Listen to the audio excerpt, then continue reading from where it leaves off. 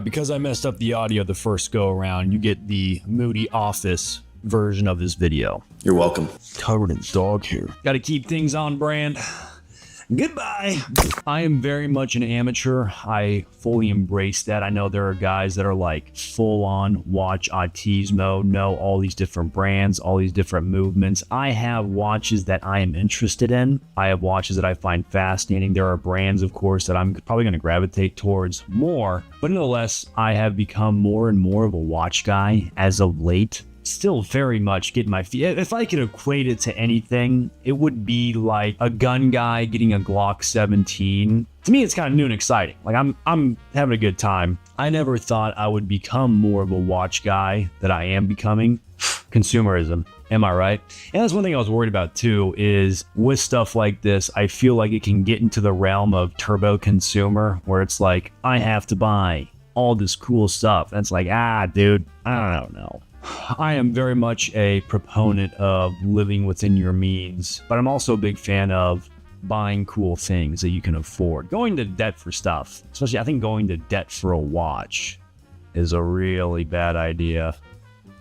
I would not recommend that. If you're like, I'm going to buy this really expensive Rolex because I know it's going to hold its value, then you're like worried about your investment, worried about like you're like just walking around with your wrist like this. First watch is the Suunto Core. So the Suunto Core is a funny symbol to me personally, because I remember back in the day, working the dog shit jobs that a young man does, and I had aspirations of getting paid to carry a gun. And this was a watch around this time that kind of like really spoke to me, because I was seeing all these high-speed cool guys using the Suunto Core on their wrists. And I thought, wow, if I'm going to be like them, I should get a Suunto Core. Obviously.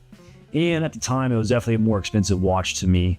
I may have to get a new one because this one is just absolutely cooked. Well, I still hold on to it as a memento because it represents a certain point in my life when I wanted to be something, but at that time I wasn't. And that's going to be a recurring theme with some of these watches in the collection.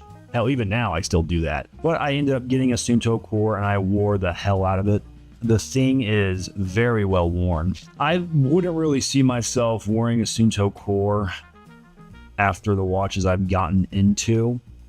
That being said, I would probably wear it every once in a while because I do have fond memories of it. Like, it was such a cool guy watch, man. I remember like Travis Haley wearing the Suunto Core and being like, dude, I want to be just like Travis Haley. I want to be just like Trav. It's a fun little token of memory. Funny enough, another Suunto watch, the Suunto Ambit 2. This one has also seen far better days. I got to replace the strap, but things falling apart, man. This one's pretty cool because my brother gave it to me, and one of my life journeys was I was actually an ROTC dropout. If you guys don't know, I just couldn't hack it in college.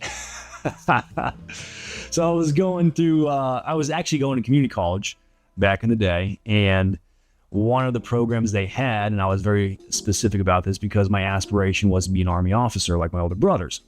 And so I was taking military science through a local community college and then going to ASU. My brother Kyle, who was already well into his Army career at the time, gave me the Suunto Ambit 2 as I was going through it. And I would go on to wear this all throughout that whole journey.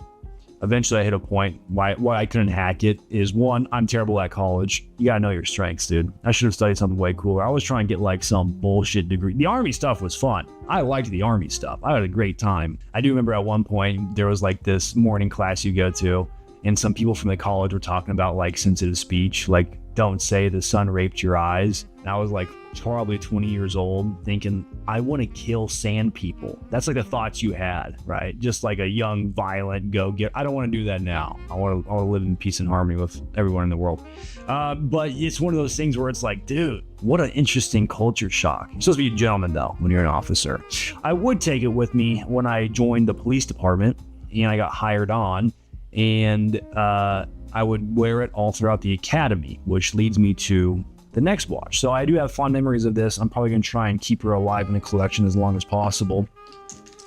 The next of the digital watches that I have, and I, at one point in my life, and I'm ashamed to say it, but I was wearing an Apple Watch at one point in my life, which I hate the Apple Watch. I think they are soulless and massive technocrat vibes. even though they are practical. I don't hate them that much. I'm just being, you know what? Yeah, if you wear an Apple Watch, fuck you. Garmin Fenix 5X.